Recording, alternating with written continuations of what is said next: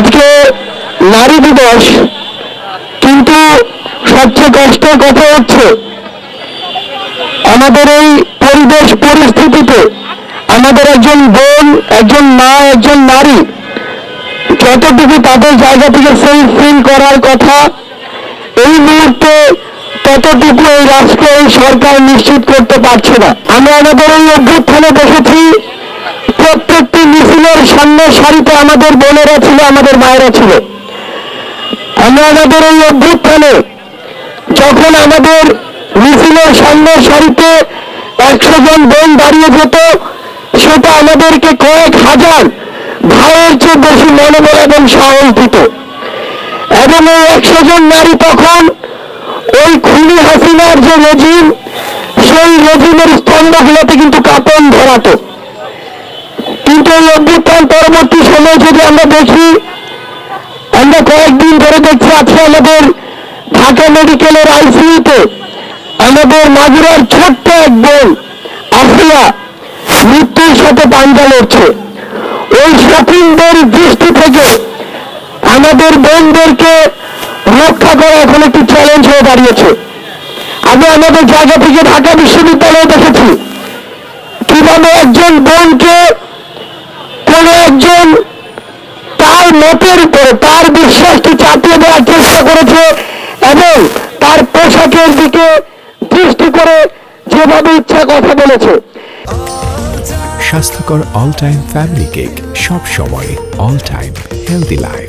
এবং এর পরের কনসিকুয়েন্স গুলো আরো বেশি ক্ষতিকর এবং আমাদের জন্য, এই রাষ্ট্রের জন্য, আইন শৃঙ্খলার জন্য আরো বিব্রতকর।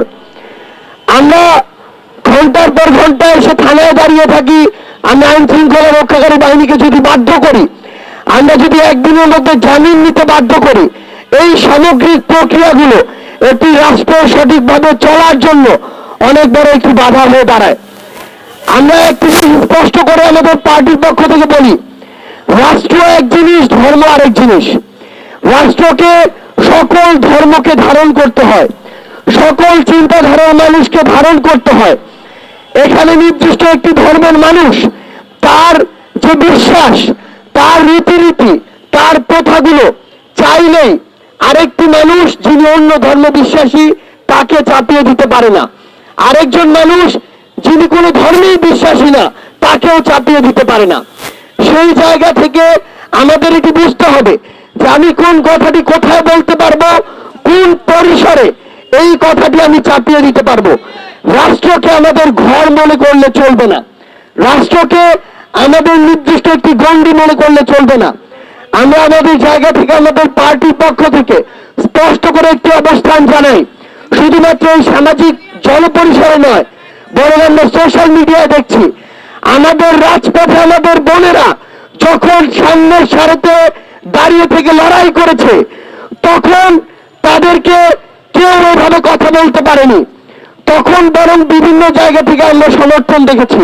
কিন্তু সেই বোনেরাই যখন আমাদের রাজনীতির মাঠে আসছে, বিভিন্ন পার্টি যেমন আমাদের পার্টিতে যোগদান করছে, তখন আমাদের এই বোনদেরকে স্পেসিফিক টার্গেট করা হচ্ছে। আমাদের এই বোনদেরকে নিয়ে অনেক মিথ্যা প্রপাগান্ডা ছড়ানো হচ্ছে, অপপ্রচার করা হচ্ছে। সবচেয়ে বড় কথা হচ্ছে আমাদের এই বোনেরা, এই বাংলাদেশের অর্ধেক নারী, কখনো এমন নয় যে যখন প্রয়োজন আমি ব্যবহার করব আর যখন মনে করব তখন তাদেরকে নিয়ে অপপ্রচার চালাবো। আমি স্পষ্ট করে আমাদের অবস্থান জানাতে চাই, আমরা আমাদের বোনেদের এই অভ্যুত্থানে হাসিনার বিরোধী লড়াই যেমন সামনের সারিতে পেয়েছি, আমরা আমাদের বোনেদেরকে আগামী রাজনীতিতে পলিসি মেকিং এর সামনের সারিতে চাই। আমাদের বোনেরা আর এই বাংলাদেশের সংসদে কখনো শুধুমাত্র রিপ্রেজেন্টেশন হবে না, তারা তাদের যোগ্যতায় পার্টিসিপেশন করে এসেই সংসদে নারীদের প্রতিনিধিত্ব করবে। আমরা স্পষ্ট করে আমাদের পার্টির পক্ষ থেকে বলতে চাই, আইন শৃঙ্খলা রক্ষাকারী বাহিনীকে, সংশ্লিষ্ট মন্ত্রণালয়গুলোকে এবং এই অন্তর্বর্তীকালীন সরকারকে পুরো বাংলাদেশের প্রত্যেকটি জায়গায়, জনপরিসর থেকে সোশ্যাল মিডিয়ায় আমাদের বোনেদের সেফটি এবং সিকিউরিটি নিশ্চিত করতে হবে। কেউ যেন তার ব্যক্তিগত বিশ্বাস কোনোদিন একটি সমাজের গুরুত্বপূর্ণ একটি অংশ কি কিংবা আমাদের নারীদের উপরে চাপিয়ে না দিতে পারে। এই নিরাপত্তা আমাদের নিশ্চিত করতে হবে। আর্থ সামাজিক প্রেক্ষাপট বুঝতে হবে, বাংলাদেশের সামগ্রিকভাবে পরিবেশ কি সেটা বুঝতে হবে।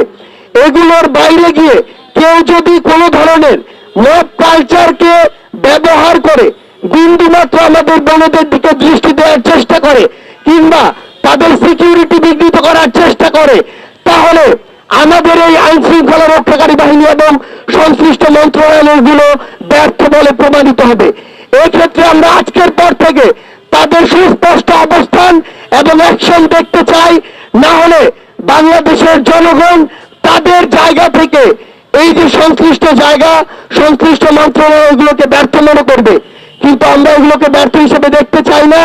আজকের পর থেকে শুধু কথা নয়, আমরা কাজ দেখতে চাই এবং আমাদের নারীদের, বোনদের, মায়েদেরকে আমরা যেন এই সমাজে, এই রাষ্ট্রে তারা যতটুকু ডিজার্ভ করে এবং যতটুকু হওয়া উচিত ততটুকু জায়গা আমরা করে দিতে পারি, ততটুকু সেফটি এবং সিকিউরিটি আমরা সবাই ঐক্যবদ্ধভাবে নিশ্চিত করতে পারি।